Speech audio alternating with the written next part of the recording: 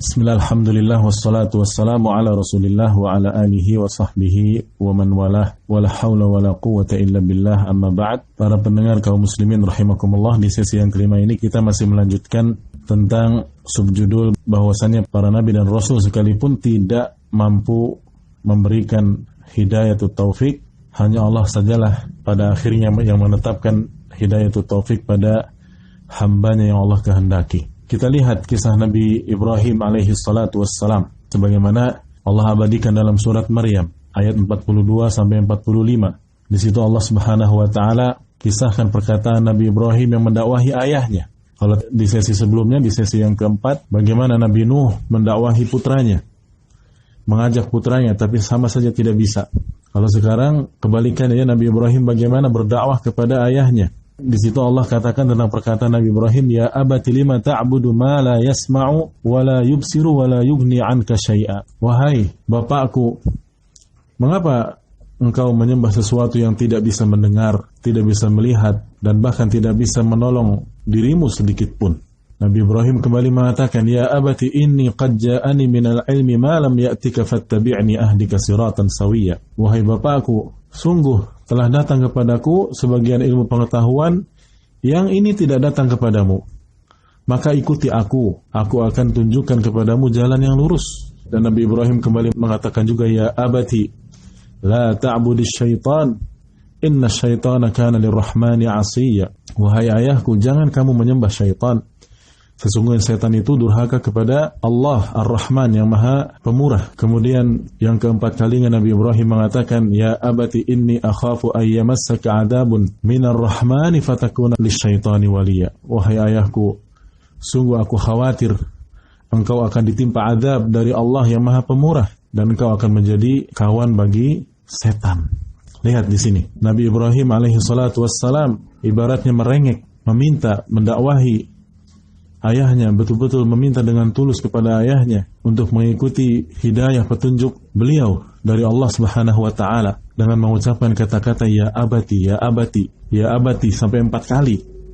Dan ini tentu panggilan dari seorang anak yang saleh kepada ayahnya, panggilan syafaqah dan rahmah.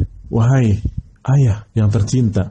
Tapi malah bapaknya menolak dengan penolakan yang begitu keras dan enggan, bahkan mengancam putranya ini Nabi Ibrahim alaihi salatu wassalam dengan mengatakan pada ayat yang berikutnya, qala araghibun anta an alihati ya Ibrahim, bencikah kamu kepada Tuhan-Tuhanku wahai Ibrahim, la illam tantahi la arjumannaka wahjurni maliya. Kalau kamu enggak berhenti berdakwah ini, maka kamu akan aku rajam dan tinggalkanlah aku dengan waktu yang lama. Ya, diusir Nabi Ibrahim alaihi salatu wassalam, bahkan diancam oleh ayahnya sendiri kalau enggak berhenti dari berdakwah akan dirajam. Lihat, Nabi Ibrahim alaihi salatu wassalam berdakwah kepada ayahnya dan ayahnya tidak mau. Tapi lihat, Allah berikan yang lain. Nabi Ibrahim mengajak putranya yang bernama Ismail alaihi salatu wassalam, yang disebut dalam Al-Quran adalah Shadiqul Wa'di, janji Allah yang sangat benar. Nabi Ismail alaihi salatu wassalam, ya, ketika Nabi Ibrahim diperintah oleh Allah untuk bahkan menyembelihnya.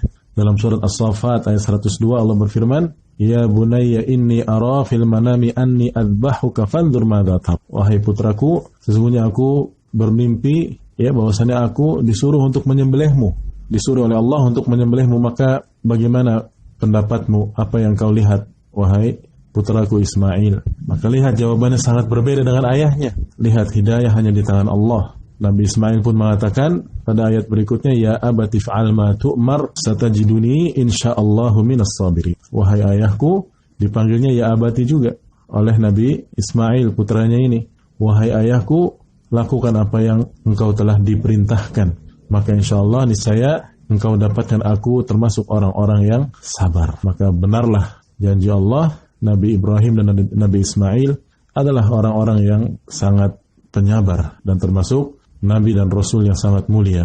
Oleh karena itu, Anda wahai ayah dan juga wahai ibu, betapapun Anda memiliki kemahiran, memiliki ilmu, memiliki kemampuan dalam mendidik anak sehebat apapun, Anda hanya sekedar melakukan dan menjalankan sebab. dari Allah Subhanahu wa taala. Sebab-sebab yang Allah perintahkan untuk kita berupa menjaga diri kita dan keluarga kita dari api neraka. Lakukan sebab itu. Adapun hidayah pada akhirnya kita kembalikan semuanya kepada Allah Subhanahu wa taala. Kita hanya sekali lagi meniti dan menempuh jalan, cara, syariat. Siapapun Anda, bahkan sekalipun Anda seorang nabi dan rasul, jangankan hanya orang tua biasa, seorang salih ataupun ulama biasa, Anda bahkan seorang nabi dan rasul sekalipun, Anda hanya sekedar menjalankan perintah Allah Subhanahu wa taala. Yang menentukan hidayah pada akhirnya pada anak-anak kita, keturunan kita, hanyalah Allah Subhanahu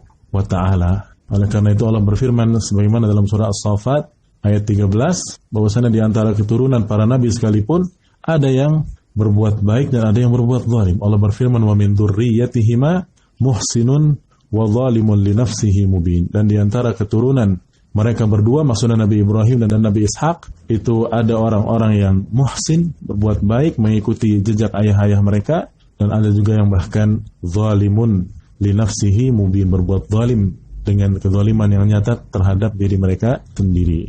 Demikian, semoga bermanfaat, dan insya Allah kita lanjutkan kembali kisah Nabi yang lainnya. Sallallahu ala nabiyyina Muhammadin wa ala alihi wa sahbihi ajma'in, wa akhiru da'wana alhamdulillahi rabbil